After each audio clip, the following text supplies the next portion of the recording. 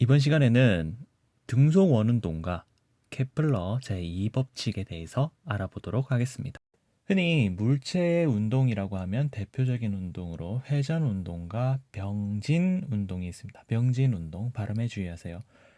회전 운동은 물체가 고정축을 중심으로 각도만을 변화하면서 움직일 때 회전 운동이라 하며, 병진 운동은 물체를 구성하는 모든 질점들이 같은 방향에 대해 평행하게 이동하는 운동을 의미합니다. 실제로 등속 원운동은 병진 운동하지 않죠. 회전 운동만 하지만 이 회전 운동할 때 이 접선 방향의 운동 성분을 우리 병진 운동의 운동 성분들로 한번 분석해 보도록 하겠습니다. 먼저 등속 원운동에서 각변이 세타만큼 움직였습니다. 우리 등속 원운동이니까 이 오메가 각속도의 크기가 일정하겠죠. 이 오메가 각속도와 각변이의 관계는 이렇게 인테그랄 오메가 dt 시간에 따라서 적분을 하면 델타 세타 각변이를 알 수가 있습니다. 반지름 곱하기 세타 각변이 세타로서 이제 호의 길이가 나오죠. 그럼 이때 델타 L 변이는 당연히 VDT를 인테그럴 해서 적분했는 값과 같습니다. 당연히 속도는 이 변이를 시간에 대해서 미분한 값이고요. 그리고 가속도는 속도를 시간에 대해서 미분했는 값이 되겠죠. 그리고 마지막으로 힘은 질량 곱하기 가속도임을 여러분들은 이미 알고 있습니다. 그렇다면 회전 운동은 어떨까요? 회전 운동과 접선 방향의 병진 운동을 분석하기 위해서 그 중요한 매개체는 바로 호의 길이 L은 R 세타입니다. L R 세타에서 양변을 시간에 대해 미분을 한다면 선속력 V는 R 오메가가 되고, 당연스럽게 이 오메가도 각 변이 세타의 시간에 대한 미분인 dt분의 d 세타로 나타낼 수가 있습니다.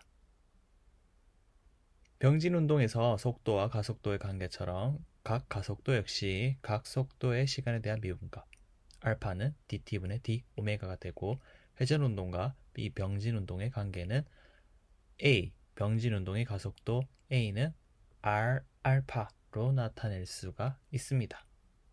돌림힘은 여러분들이 알고 있듯이 축에서 힘까지의 거리 r과 힘의 곱으로 나타낼 수가 있고, 회전 운동에서의 돌림힘은 병진 운동 F는 ma와 같이 관성 모멘트 i와 각 가속도 알파의 곱으로 나타낼 수가 있습니다. 그리고 2번 구심력은 왜 궤도, 원궤도 중심의 방향으로 작용하는지에 대해서 알아봅시다. 원운동을 XY축 직교 좌표계 위에 나타냅시다. 이때 오메가의 각속도로 회전한다고 라고 했을 때 물체의 위치 R을 표현한다면 R은 R 코사인 세타 닷 사인 세타로 나타낼 수가 있습니다. 단위 벡터를 이용해서 나타낸다면 R 코사인 세타 X 햇 더하기 R 사인 세타 Y 햇으로 나타낼 수가 있습니다. 이 변이를 가지고 가속도에 대해서 알고 싶기 때문에 이 변이를 시간에 대해서 두 번 미분하게 된다면 첫 번째 미분에서 속도가 나오겠죠. V는 dt분의 dr은 R 세타 닷 마이너스 사인 세타 코사인 세타가 되고, 한 번 더 미분을 하게 되면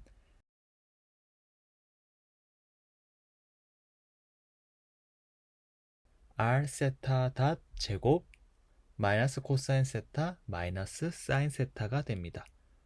그리고 이것을 간단하게 정리하면 마이너스 R 세타 닷 제곱은 코사인 세타 사인 세타가 됩니다.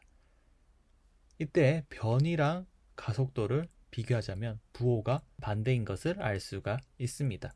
이것을 직교좌표기 위해서 알아보자면 원점에서 그 R 지점까지의 벡터의 방향을 R 이라고 했을 때 이 방향과 반대 방향이기 때문에, 즉 원의 중심 방향으로 가속도가 작용한다는 것을 알 수가 있습니다.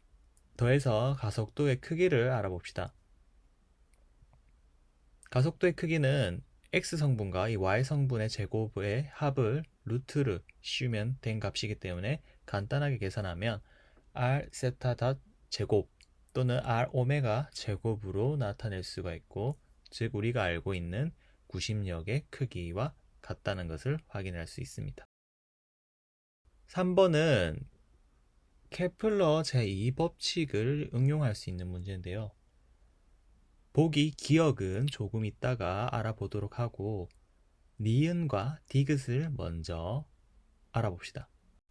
이 문제에서 우리가 먼저 눈여겨볼 점은 삼각형 OAB입니다. 삼각형 OAB는 이등변 삼각형인 것을 쉽게 알 수 있는데, 이때 OA 길이와 OB는 원의 반지름으로서 같기 때문에 삼각형 OAB는 정삼각형임을 알 수가 있고, AOB의 각도는 60도임을 쉽게 알 수가 있습니다. 그럼 니은을 한번 알아봅시다. A에서 가속도의 크기와 가속도 최소값의 크기를 비교하기에 앞서 타원 운동하는 물체의 R자 힘은 행성 A와 P 사이의 만유인력입니다. A 지점에서의 만유인력은 2R 제곱분의 G 행성의 질량 M, P의 질량 M이 되겠고, 최소값은 원일점이 되겠죠. 즉 3R 제곱분의 G 행성의 질량 M, 물체 P의 질량 M이 됩니다. 두 지점에서의 R자임을 통해 가속도의 크기를 비교한다면 A 지점에서의 가속도의 크기는 최소값의 4분의 9배가 맞습니다. P 궤도의 공전주기의 경우 장반경과 관계가 있음을 우리는 알 수 있습니다. 그런데 Q와 P의 장반경은 4R로 같고, 앞선 문제 해석에서 장반경의 4R을 가진 원궤도 Q의 공전주기는 6T임을 알 수가 있습니다. 따라서 P와 Q의 공전주기는 같으므로 디귿 역시 6T 정답임을 알 수가 있습니다.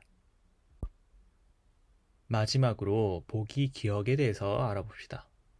타원 궤도를 움직이는 물체가 있다라고 합시다. 이때 이 물체가 움직인 각 변이를 세타라고 했을 때, 이 세타가 매우 작아지면 원 궤도로 근사할 수가 있습니다. 자, 그럼 다시 나타내 보겠습니다. 원 궤도의 각 변이 세타만큼 움직인 물체가 있습니다. 원의 중점에서부터 물체까지의 반지름 R이 쓸고 지나간 면적의 넓이를 S라고 했을 때, 이 면적의 넓이는 2분의 1 반지름 곱하기 호의 길이 L이 됩니다. 호의 길이는 L, R 곱하기 세타가 되고, 이것을 대입을 하게 되면 면적은 2분의 1 R 제곱 세타가 됩니다.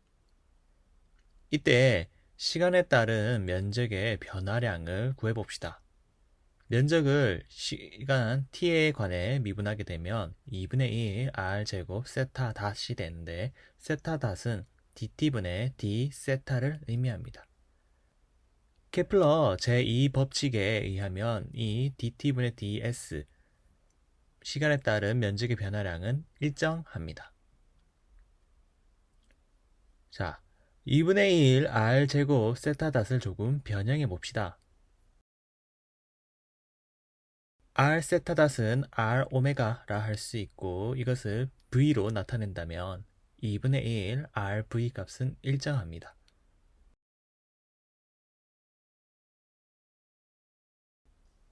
이때 2분의 1은 상수이기 때문에 RV는 K, 즉 K는 상수, 일정하고, 이것을 케플러 제2법칙, 면적 법칙이라고 할 수가 있습니다. 이 케플러 2법칙을 문제에 한번 적용해 봅시다. 근일점을 1, 원일점을 2라고 했을 때 R1 곱하기 V1은 R2 곱하기 V2와 같습니다.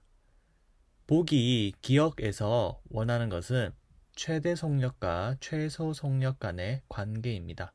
그러면 이 R1이 R, 그다음에 R2가 3R이기 때문에 최대 속력과 최소 속력의 관계는 V2분의 V1이 되고, 즉 최대 속력이 최소 속력보다 3배 더 크다는 사실을 알 수가 있습니다.